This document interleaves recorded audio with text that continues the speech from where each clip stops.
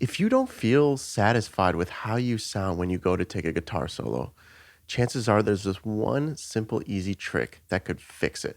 This is a trick that the pros know that the amateurs don't. I'm going to show it to you today. If this is the first time we're meeting, my name is Alec Lehrman. I've played on Grammy-nominated records, and I've worked with A-list artists from Jonathan McReynolds to Meghan Trainor to BTS to Sabrina Claudio and more. I want to share with you today one of the number one lessons I teach all my students. And if you want a deeper dive on this subject matter, I have a full-length course, and I'll link it below in the description. As always, you can download the tabs and follow the PDF, and I'll link that in the description. Now, where we're going to start is G minor pentatonic today.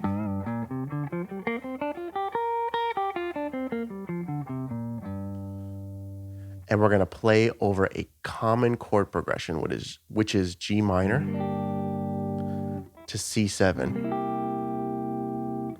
G minor to C7. Let's hear how that sounds in context. Now, before we play anything, let's just listen. Let's just listen. Okay? Now, what amateurs probably do is they play the pentatonic scale.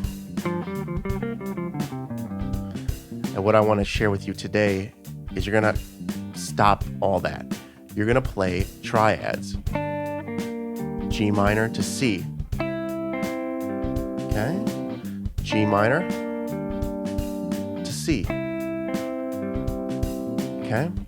And then what I want you to do is sprinkle some of the pentatonic on top of those triads. Okay? So here's how that would sound.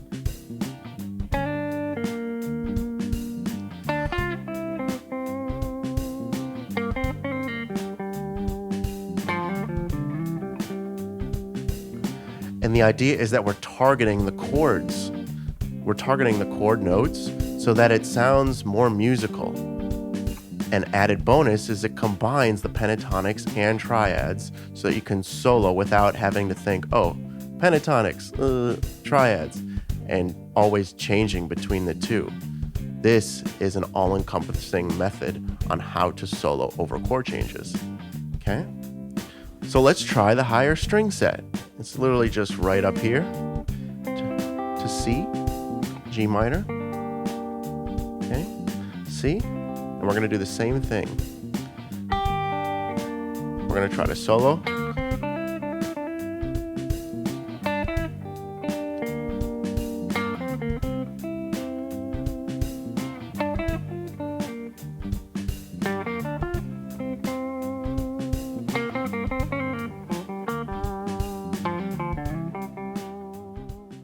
So if you want to stop being held back by pentatonics and really start playing guitar how all the pros do, you're going to start using this method here. And again, if you want a deeper dive into this and soloing over chord changes, I have a course that I'll link in the description. I want to make note that you're going to want to find the similarities and differences between the two chords. So what that means is that when you play this first G minor triad and then you play this C major triad, you'll notice that this note stays the same, this G note, but the other two notes move. They move up a whole step. So this B flat goes to C and this D goes to E, okay? But this note, this G note, stays the same. So if you want to highlight the chord changes, you'll highlight that movement, you know? So if you want to highlight the chord changes, you're going to play those changes from B flat to C and D to E.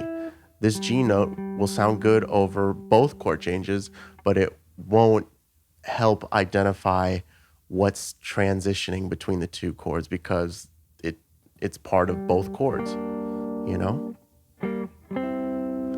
So that's just another little pro tip on how you can just look down and visualize and figure out how you can approach this. And again, triads first, and then outline and add sprinkles with that pentatonic scale. So you can play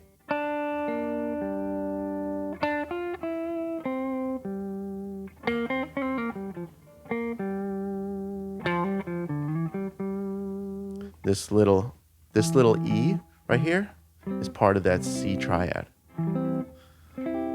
So again, if you want to learn your triads up and down the neck, it's one of those things that I think a lot of my students find very dry, but if you're using it in a musical sense, like right here, you'll find, okay, this makes sense. I actually have a goal and a mission and application for it rather than just try it.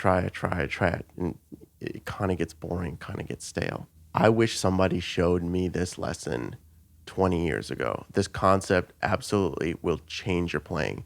And if you want to dive even deeper into the subject, you're going to want to check out this video.